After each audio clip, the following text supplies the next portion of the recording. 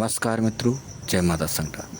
आज हम बात करते हैं शगुन शास्त्र की या सामुद्रिक शास्त्र की, जिसमें फड़कने से संबंधित। वैसे विज्ञान की दृष्टि में जब खून की चाल कहीं पर रुकती है तो वहाँ का जो अंग होता है वो फड़कता है, लेकिन इसका एक संबंध और भी है कि हृदय से खून का आना जाना रहता है और वहाँ पर कुंडलिनी के अनुसार जो चक्र होता है और अनाहत के बाद जो आज्ञा चक्र होता है, सहस्त्रार, मूलाधार, इन चक्रों में जब खून का निरंतर जो शरीर में संचालन होता रहता है तो जो इससे संबंधित सिक्स सेंस होता है।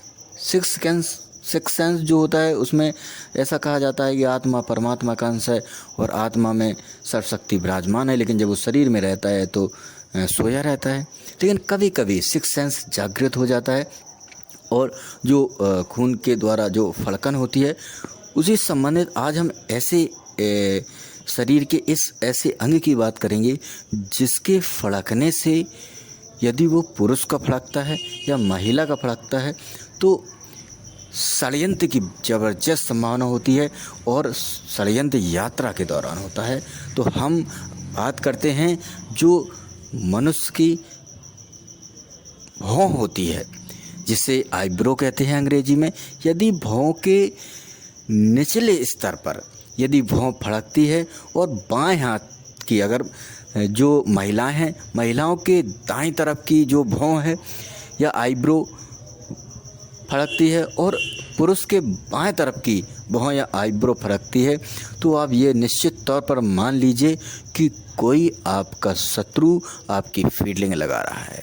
निश्चित तौर पर जब आप घर से जाते हैं तो आपके रास्ते में ही निश्चित तौर पर कोई घटना होगी, इसलिए पहले से होशियार हो जाएं।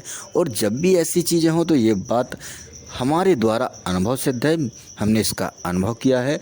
और यदि इसी के साथ बायां कंधा, पुरुषों का बायां कंधा और आईब्रो दोनों फड़कती है, निश्चित तौर पर षड्यंत्र हो रहा है, आपका बल कमज़ोर होगा। और यदि महिलाओं में है तो महिलाओं में जो उनका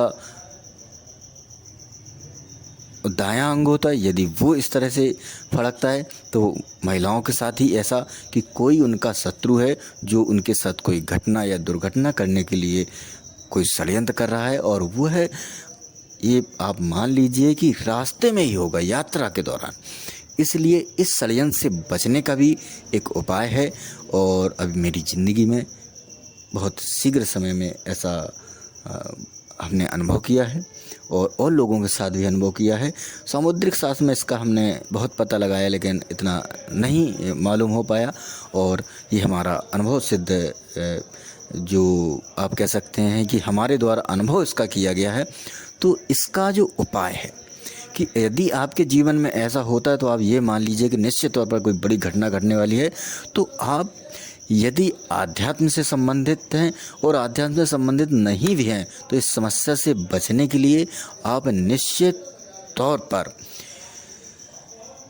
ओम का निरंतर जाप करें या किसी दैवी स्थान के निरंतर प्रतिदिन दर्शन करने लगें या गायत्री मंत्र का निरंतर जाप करें, तो आपकी यह समस्या निश्चित तौर पर दूर होगी। सावधानी बनाए रखें और प्रतिदिन ये ध्यान रखें कि कहीं कोई ऐसा व्यक्ति, और इसमें आपके साथ जो भी घटना करने वाला है वो आपका बहुत खास व्यक्ति होगा, जिसे हर बात की जानकारी होगी कि आप कहाँ कब जाते हैं।